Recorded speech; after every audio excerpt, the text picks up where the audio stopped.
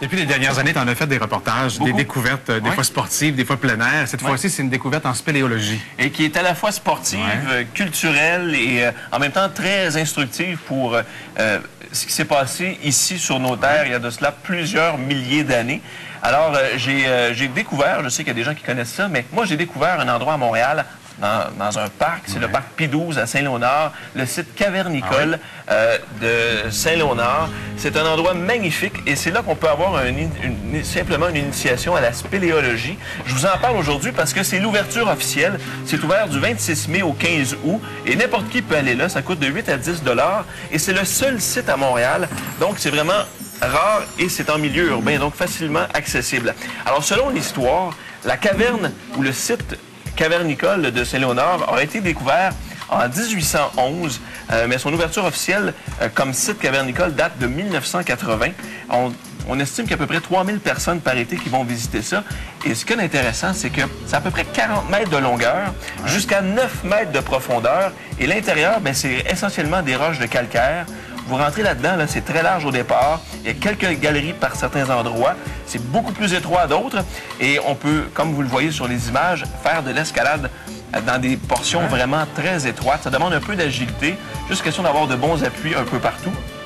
Et ce que j'ai appris, évidemment, c'est que cette caverne-là, tout particulièrement, a été construite à la suite du passage des glaciers il y a de cela plusieurs années. Je vous invite à écouter la spéléologue Geneviève Lamarre qui nous donne un peu plus de détails sur comment ça s'est formé au juste. La roche autour de nous qu'on voit, elle a 450 millions d'années.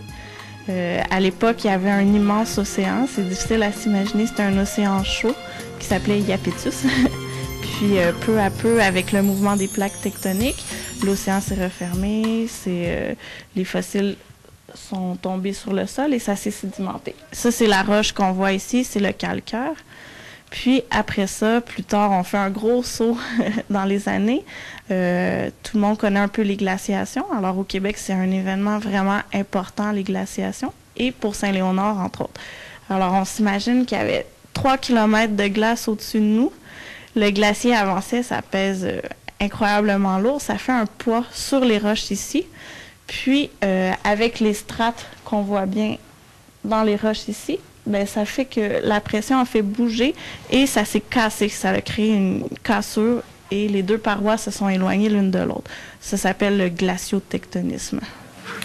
T'es-tu senti claustrophobe à l'intérieur? Pas du tout. Non, pas du tout. Non, sauf que entrer dans une caverne ou dans une grotte, comme celle-ci, le site cavernicole de Saint-Léonard, j'avais comme l'impression d'entrer comme dans une cathédrale.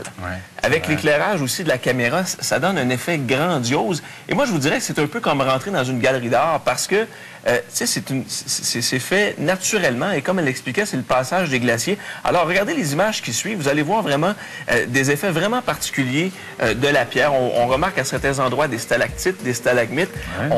Quand on va là, c'est des visites guidées. On nous explique évidemment comment tout ça se forme. Regardez comme ça, par exemple, c'est un restant de stalagmites. Non, ça tombe. Alors, et ça crée éventuellement des stalagmites parce que c'est le dépôt de calcaire qui fait en sorte qu'il y a comme un dépôt qui se crée et au fil des ans, ça fait comme une forme allongée. Alors, mais c'est vraiment magnifique. Juste pour vous donner une petite idée, à l'intérieur de la caverne, il fait en moyenne, durant l'année, 5 degrés Celsius et il y a un taux d'humidité de 100%. C'est vraiment... Il y a de l'eau qui coule tout le temps comme ça. C'est sûr que par les temps de sécheresse, l'été, c'est un peu plus sec à l'intérieur, mais vous le voyez, c'est vraiment, vraiment magnifique. Et j'ai demandé à Geneviève Lamarre pourquoi elle s'intéressait tant, elle, à la spéléologie. J'aime l'aspect de découvrir la grotte. J'aime l'ambiance d'une grotte. J'aime... je sais pas, j'ai grandi là-dedans, ça fait partie de moi. J'aime l'esthétique, les roches. J'aime le côté exploration aussi maintenant. Puis plus j'en fais, plus ça devient une passion. J'aime l'aspect scientifique aussi. Je trouve que c'est une activité où on fait du sport, mais en même temps, il y a tout l'aspect de comprendre comment la grotte ou la caverne existe, comment elle a été créée, les bestioles qu'il y a dedans aussi des fois. Je trouve que c'est complet comme activité. Ça, c'est celle de Saint-Léonard, mais il y en a partout à travers le Québec. Il y en a partout. Il y a le trou de la Fée de Desbiens. au lac Saint-Jean. Il y a la grotte de Saint-Élisiard également qu'on peut visiter.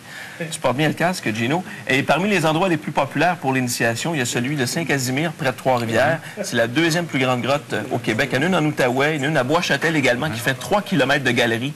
Alors ça peut être vraiment intéressant à visiter. Et pour ce qui est du site cavernicole de Saint-Léonard, prévoyez 2 semaines d'avance pour une réservation, parce que quand même, c'est pas énorme et on invite les gens là-dedans en nombre limité pour découvrir cet endroit, mais ça vaut vraiment, vraiment la peine. Est-ce que je peux te l'emprunter? Ma blonde, je cherche une lampe frontale pour faire de la lecture le soir à la maison. Tu veux le casque ou juste la lampe? Ouais, juste la lampe, ça ne dérange pas. Merci, Daniel. Un plaisir. Belle découverte. Ouais, bye.